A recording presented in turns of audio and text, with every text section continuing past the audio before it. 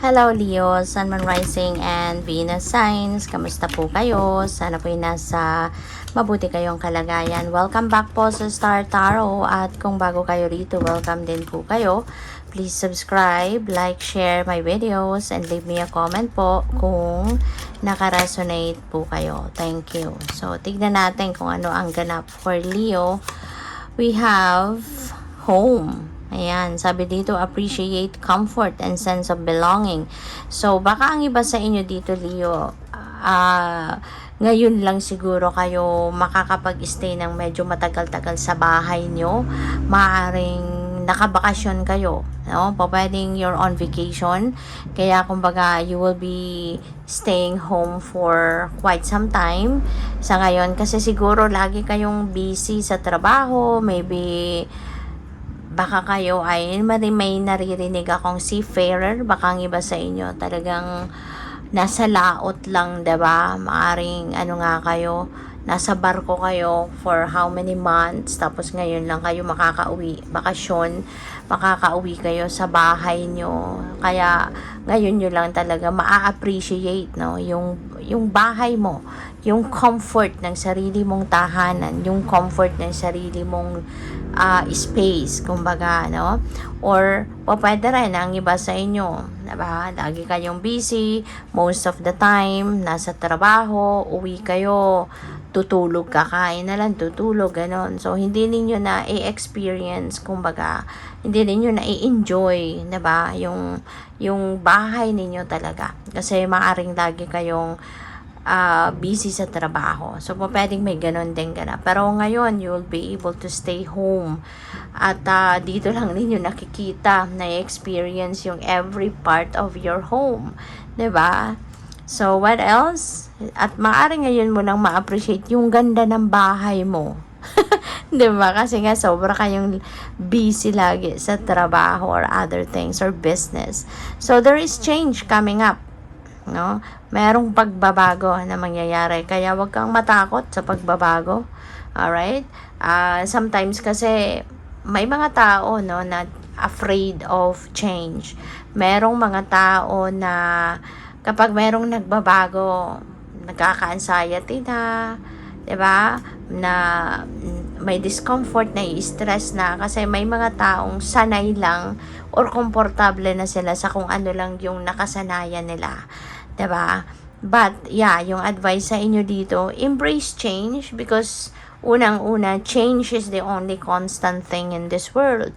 Lahat nagbabago. Every second, some things changes talaga, 'di ba?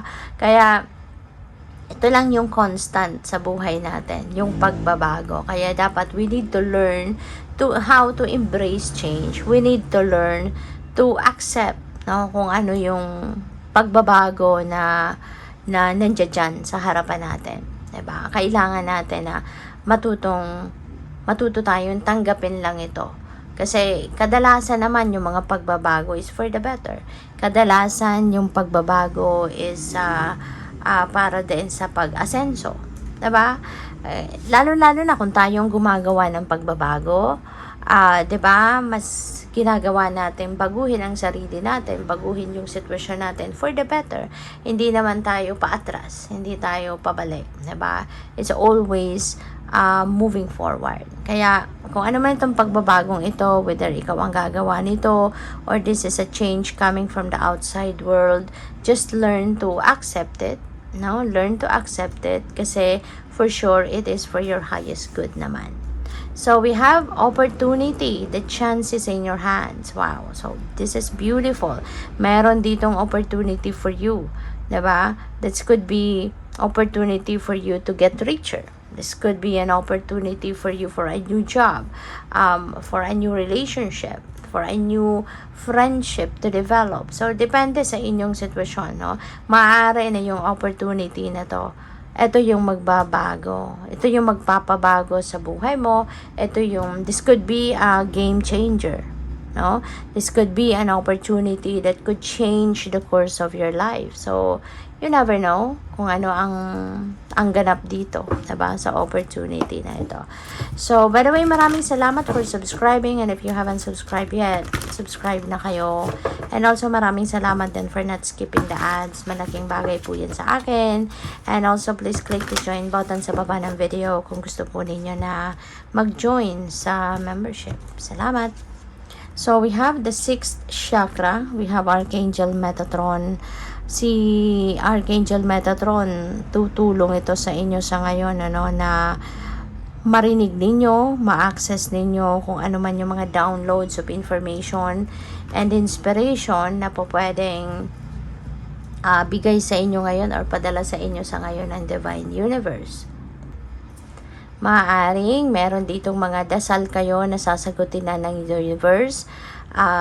Maaaring naghihingi kayo ng direction, naghihingi kayo ng specific sign to guide you, or maaaring humihingi kayo ng specific sign as a confirmation sa kung ano man yung gusto ninyong gawin, ano man ang gusto ninyong simulang endeavor or venture, mga ganyan, no? So, yun. Maaaring ngayon magkakaroon na kayo ng clear direction of what you are going to do next. So, we also have yin-yang. Yin-yang is balance, no? So, siguro kailangan mo ngayong balansehin ang lahat. Kailangan mong balansehin ang mga bagay-bagay sa buhay mo. You need to focus on various things in your life. Hindi lang iisang parte ng buhay mo lang ang nandoon lang ang focus ninyo. So, this is a call para sa'yo na balansehin mo yung oras mo, balansehin mo yung priorities mo, yung ganon, para walang maging problema, diba? Kasi nga, always remember, when there is imbalance in your life, diyan nagsisimula ang problema. So, may iwasan natin yan, may iwasan ninyo yan, no? Kaya kailangan ninyong ibalik ang balanse. Bigyan mo ng oras, panahon at atensyon ang bawat area of your life. So, we have number 29, the world. Mas maraming oportunidad, no? Mas maraming oportunidad ang nandito sa inyong harapan sa ngayon. Talagang siguro yung opportunity na to, hindi lang isa, hindi lang dalawa, but there could be a lot na pagpipilian kayo, no? You are given that liberty to choose kung alin dito yung mas perfect para sa'yo. Kung ano rin dito yung opportunity na mas makakapagpaganda ng inyong sitwasyon, magpapa-asenso sa inyo, magbibigay ng growth sa inyo, yung ganon. So, this is really a beautiful time. You know, parang siksik-liglig umaapaw ang maaaring opportunity na dadating sa inyo dito. Tingnan mo yung nakatalikod ka dito, ito yung sitwasyon na iniwan mo, and yun, papunta ka towards a vast array of opportunities. Iba-iba to, no? Maaaring iba-iba to. Pwedeng merong pagkakakitaan, merong sa pamilya, merong sa mga kaibigan. So, depende sa inyong sitwasyon, but this is a wide array of opportunity na inilalatag sa inyo ng universe sa ngayon. Baka meron ditong opportunity for you to have a worldly success, diba? Internet, online is going to play a significant role dito sa mga opportunity na to na nandito sa iyo. Okay? Or nakalatag para sa iyo. O pwedeng may business dito, pag-aaral, iba-iba. So, what else? So, we have Knight of Pentacles. So, definitely, mayroong mga offer dito na pagpipilian kayo. Merong mga offer dito na dadating talaga, and you are going to think about it. Hindi ikaw yung basta-basta magde-decision dito, which is really good. Kasi talagang matalino ka, no? Naging mas matalino ka na sa ngayon, mas smarter ka, mas marami kang natutunan na sa buhay in the past. Kaya ngayon talagang galing ka ng dumiskarte ngayon, no? So, good for you. So, we also have the Ace of Wands. Ayan. So, si Ace of Wands naman, this is an opportunity din. So, talagang marami ang pwedeng oportunidad na dadating sa'yo. Ang maganda rin dito kay Ace of Wands kasi kung ano man ang dadating na oportunidad sa iyo sa ngayon, this is something na maaaring matagal mo din itong hinintay, matagal mong binantayan, matagal mong pinangarap. Kasi this could be something na magbibigay ng chance sa iyo na magamit mo yung passion mo, ma-practice mo yung passion mo, ma-practice mo yung talents mo, i-apply mo, no? Dito sa mga gagawin mo, yung talento mo, yung mga skills mo, gifts mo, na pwede mo na ngayong pagkakitaan. So, this could be a dream come true para sa'yo. Diba? Maaring matagal mo nang gustong mangyari ito. Ngayon lang, ikaw nagkaroon ng pagkakataon. No? Kaya, this is really a beautiful energy. With the Queen of Wands, walang makakapigil sa'yo, which is really good. This is very you. Si Leo, diba? You're a fire sign and you have a go-getter attitude. Si King of Wands, si Queen of Wands, ganun siya. Kasi gagawin niyang lahat, no? She's going to do anything and everything in her power to achieve or to accomplish whatever is it na sinet niya sa isip niya. At ganun kayo. You're going to embody the energy of Queen of Wands. Na kung ano man itong opportunity na pipiliin ninyo, you're going to do anything and everything in your power para mapagtagumpayan mo to. Gagawin mo ang lahat para makuha mo yung opportunity na to. Para mapasakamay mo yung opportunity na to.